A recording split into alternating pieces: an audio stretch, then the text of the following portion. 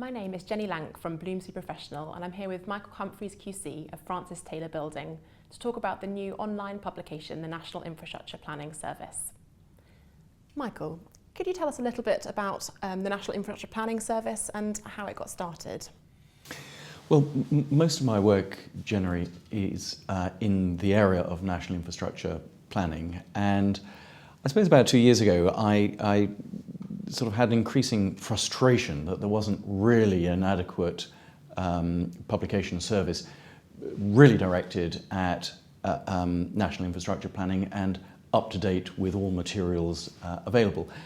And I suppose it was in that context, I think probably an idle moment on holiday in the summer, when I suddenly started to try and come up with the idea of, well, what would I want as a practitioner to give me access to both materials and a commentary on those materials. And that's really the genesis of the whole idea. And I'd already published a book with Bloomsbury Professional, and so took the idea to them, and they were really very enthused. And so that was really how it came about. And why is it an online service as opposed to a printed publication? Oh, I mean, I suppose a number of reasons. One obvious reason is that you can keep it completely up to date. And that's actually very important for practitioners, to have a service and to have access to materials and commentary that is up to date. I think another reason is that it makes it searchable. You can search across databases to see linkages between things. That's very important. The ability to hypertext and hyperlink between materials and commentary is important. And of course, it's wherever you are. You just log on and there it is. You don't have to heft a great big sort of encyclopedia worth of materials around. And that's pretty important. So I think those were some of the principal reasons why it seemed sensible to me.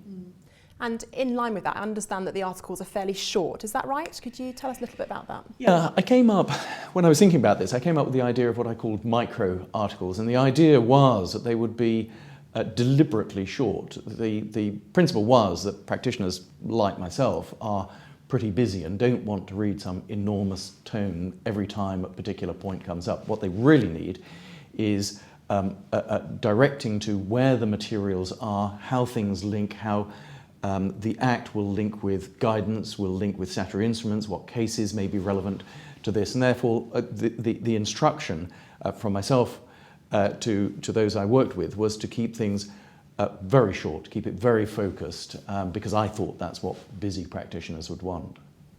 Yes, and have you written the service yourself, or have you had other people involved in it? No, there are a number of people involved. I decided that the best way to get different perspectives, different experience, which is really what I wanted, was to have a number of different contributors to the service. So I managed to bring in 4 assistant editors, so Greg Jones QC and Douglas Edwards QC, together with James Pereira and Harry Philpott. So they're very experienced senior practitioners who became assistant editors of the work. And then beyond that, I recruited 5 juniors within Chambers. So Alex Booth, Richard Honey, Mark Westman Smith, Rebecca Clutton and Isabella Tafour.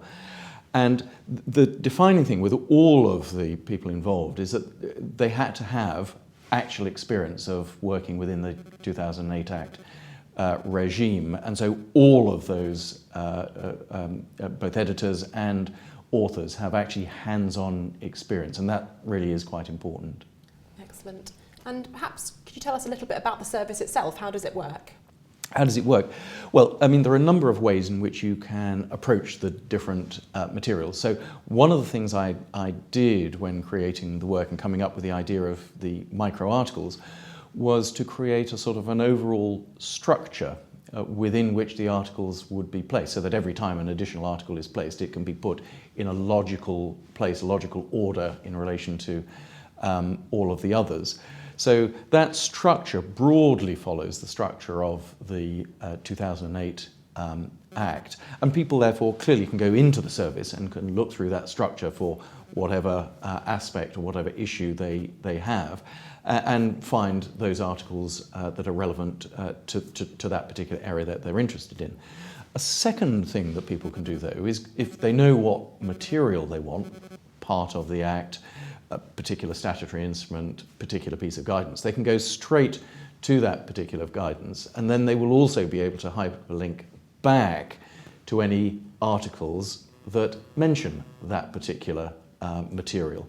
So that's another way people can work with this. And when they hyperlink back to the particular article, if there are references in that article to, for example, case law, they can then hyperlink on to that case law and they will bring up the transcript of that particular case. So that's the second way. The third way is purely by searching. And one of the benefits of the Bloomsbury Professional platform for delivering books, not just this one, but also other services that they do, is the ability to search and to search across all of the materials. And that's a big distinguishing factor because you can put in a search term, for example, affected persons, and it will show you every article that mentions that particular term that's used in the Act, also every place in the Act where it's used, every statutory instrument and any guidance that mentions it. And that's really useful in allowing practitioners to see across materials, and that's, I think, going to be a really powerful and useful way to use the service.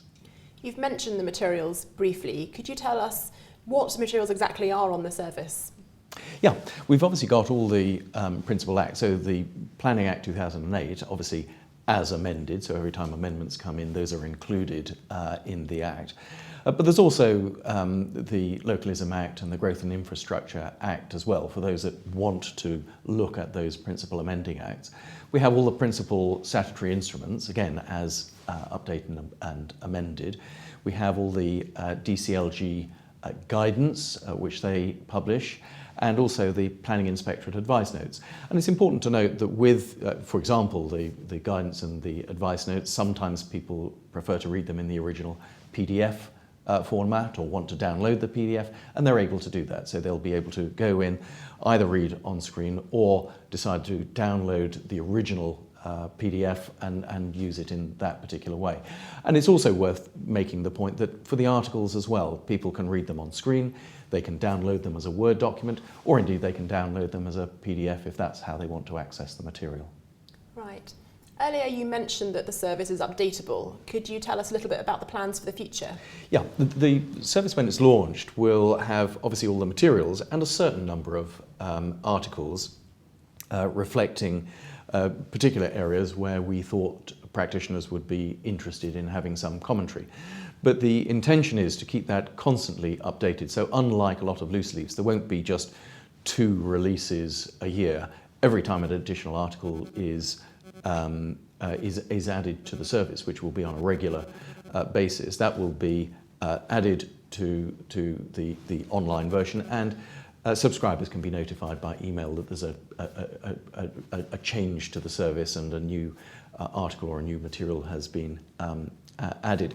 And my intention is not just to generate these additional articles from within the team as I described to you, but actually get other guest contributors, so other members of Chambers at Francis Taylor Building, but also other practitioners. So there may be solicitors that have particular experience in an area that would be valuable to add to the service, and we would get them to write a particular article. There may be planners that have a particular view on best practice in their particular field, land referencers, for example. And so the idea is to be very open and inclusive about it, to give others the opportunity to contribute. Obviously, that has to be under my overall editorial control. It's not a free-for-all, but the idea, as I say, is to be inclusive so that this becomes an industry-wide platform for practitioners where people can read about and exchange and understand best practice. You've already mentioned many of the benefits of the National Infrastructure Planning Service. I understand that there are a few access points of information for practitioners currently available. Is there anything else that you would say is an advantage about the online service as opposed to anything that's already available? Well, obviously the Act itself and the statutory instruments, together with DCLG guidance and PIN's advice notes, are available online, either on government websites or on the Planning Inspectorate website. I think the advantage and the benefit of the service is all of those are brought together in one place and are searchable with a single search. You can't, for example, go to the PINS website and simply search across all of the materials in that way. Secondly, obviously, the materials are now all linked to the commentaries in the micro-articles, which is very powerful. And of course, again, you don't get that on the government website or the PINS website.